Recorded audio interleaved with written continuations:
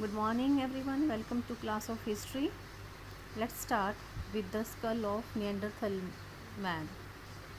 That was the skull that was found in the Neanderthal Valley, that is in Germany, and some people dismissed the antiquity of the skull. They don't want to agree with the concept that the skull belonged to a early human, and they regarded it as the brutish and that of a pathological idiot. Pathological idiot means psychiatrical idiot, जो है उस इंसान का ये school है according to those persons. Now next page, the story of human evolution, the precursor of modern human beings. Precursors means composer. Modern human beings के जो composers थे, see in the left side of the book they are 4 skulls A, B, C and D. If you see carefully, you will find that there is difference between these 4 skulls. ठीक है, A जो है उसका जो brain है वो छोटा है और जो साइज़ बड़ा है. अगर हम कंपेयर करते हुए नीचे तक आएंगे तो D वाला जो है उसका ब्रेन साइज़ बड़ा है और जो छोटा है, एंड डी जो है वो शायद जो है मॉडर्न ह्यूमन से रिजेंबल करता है बजाय कि A, B एंड C के. See, look at this 4 skulls. A belongs to an ape, B belongs to species known as Australopithecus. Then C belongs to a species known as Homo erectus. Erectus means the person who upright. Literally means erectus मतलब होता है upright, जो सीधा खड़ा हो सकता है. And D belongs to a species known as Homo sapiens. Homo sapiens जो से थे वो उनके पास thinking skill थी, they were wise. So to which all present day human beings belong. List as many similarity and differences that you notice looking carefully at the brain, case, jaw and teeth. जो मैं आपको पहले बता चुकी हूँ. The first one is having small brain, large jaw, and the last one is having large brain and small jaw. The difference that you notice in the skulls shown in the illustration are some of the changes that came about as a result of human evolution. ये जो changes होते आए ape से लेकर then Australopithecus and then Homo erectus and then Homo sapiens, ये change होते होते जो है धीरे धीरे जो है लास्ट में क्या हुआ, मॉडर्न मैन जो है इवोल्यूट हुआ. The story of human evolution is enormously long, खूब लंबी अच्छी चौड़ी है और कॉम्प्लिकेटेड भी है. So many debates have been also held. There are also many unanswered questions and new data often lead to a revision and modification. जब भी कुछ डिबेट होती है, कोई नया डाटा कलेक्ट होता है तो कुछ ना कुछ मॉडिफिकेशंस होते हैं अर्ली अंडरस्टैंडिंग्स में. Let's look at the some of the developments and the implications more closely. It is possible to trace these developments back to between 36 and 24 million years ago. We sometimes find it difficult to conceptualize, to form a concept, such long spans of time. If you consider a page of your book to represent 10,000 years, अगर आप ये सोचते हो, आप ये consider करके चलते हो कि आपकी बुक का जो एक पेज है वो 10,000 ईयर्स के इक्वल है, and in it's a vast span of time 10 pages किसको रिप्रेजेंट करेंगे, 1 लाख ईयर को, एंड 100 पेजेस जो है would be equal to 1 million years. So अगर हम 36 मिलियन ईयर्स के को हम जो है देखना चाहते हैं, देन इट मीन्स 3600 पेजेस हो जाएंगे. तो that was then primates, a category of mammal. तब प्राइमेट्स जो हैं वो एमर्ज हुए थे एशिया और अफ्रीका में. प्राइमेट्स कौन थे? Primates were the mammal. See in the side box, primates are a subgroup of large group of mammals. They include monkeys, apes and humans. There was a similarity. They have body, hair, a relatively long gestation period, it means pregnancy period, following birth, mammary glands, different types of teeth and the ability to maintain a constant body temperature. ये थे primates. तो अब जो primates थे, ऐसा माना जाता है कि जो प्राइमेट्स हैं एशिया और अफ्रीका में एमर्ज हुए थे, सबसे पहले वाले जो ह्यूमन थे वो subsequently by 24 MYA। Then emerge a sub group amongst primates, फिर प्राइमेट्स से जो है होमिनोइड्स जो हैं वो सामने आए, प्राइमेट्स से डेवलप होकर आए और उनमें आते हैं एप्स। एंड बहुत बाद में almost about 5.6 million years ago we find evidence of the first hominids. जो होमिनिड्स हैं वो होमिनॉइड्स से जो हैं डेवलप होकर आए। तो प्राइमेट्स से सबसे पहले कौन आए? होमिनॉइड्स। होमिनॉइड्स से कौन डेवलप हुए? Hominids. I will show you a chart. When you will draw the chart, it will be easy to remember. While hominids have evolved from hominoids, हमें पता चल गया कि hominoids से जो है hominids निकले थे, यानी कि hominoids से डेवलप होकर क्या बना था? hominids. And share certain common features. कुछ common features भी थी और कुछ differences भी थे। वो differences क्या है? That can be your question. Difference between hominoids and hominids sorry. तो होमिनिड्स हैव जो हैं उनके स्मॉल ब्रेन थे, देन होमिनॉइड्स के ब्रेन बड़ा छोटा था और होमिनिड्स का ब्रेन बड़ा था। दे वर क्वाड्रूपैड्स। जो होमिनॉइड्स थे जो प्राइमेट से बने थे वो क्वाड्रूपैड्स थे, यानी कि वो 4 पैर पे चलने वाले थे, लेकिन उनकी जो 4 लिम्स थी, आगे के जो पैर थे वो फ्लेक्सिबल थे। और इसके ऑपोजिट जो होमिनिड्स थे उनका अपराइट पोस्चर था, वो सीधे होकर चलते थे। बाईपेडल लोकोमोशन था, यानी कि 2 पाँव से चलते थे।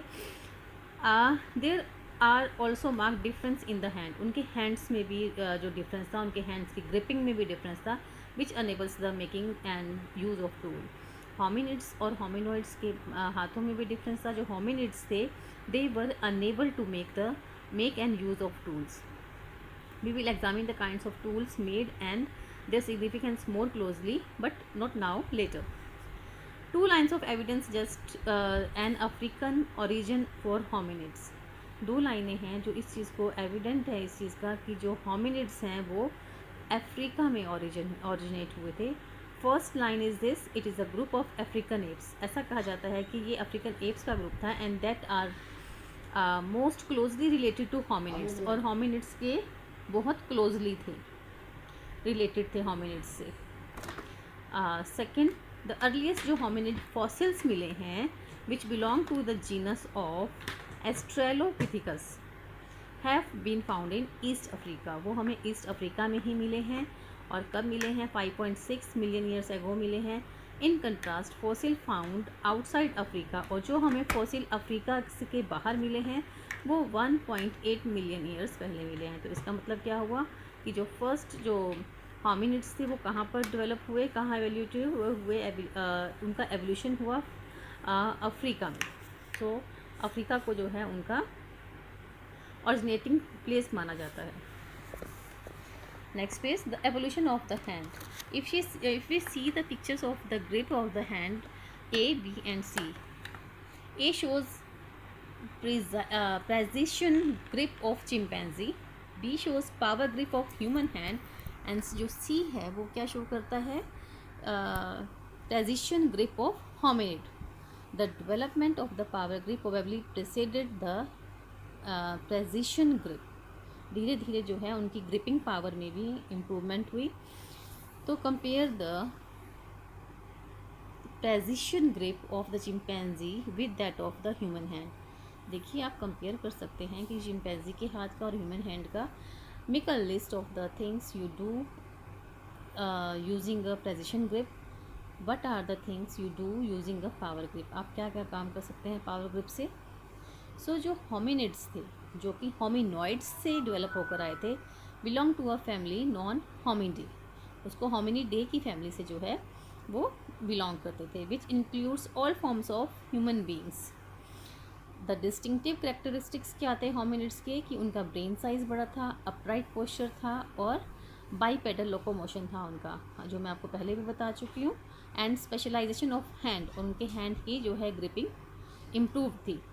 होमिनिड्स आर फर्दर सब डिवाइडेड इनटू ब्रांचेस। होमिनिड्स को आगे और ब्रांचेस में जो है डिवाइड किया जाता है। जो मैंने आपको चार्ट बताया है उस चार्ट को एक बार फॉलो कीजिएगा। Known as genus of Australopithecus and Homo are important, यानी कि होमिनिड्स से डेवलप होकर 2 जीनस आए। एक तो था जीनस मीन्स जाति, एक था एस्ट्रोलोपिथिकस और एक था होमो, ये दोनों ही इंपॉर्टेंट है। Each of these in turn several species, और जो इनसे फिर आगे और बहुत सारे स्पीशीज़ हुई, होमो से स्पीशीज़ निकले आगे।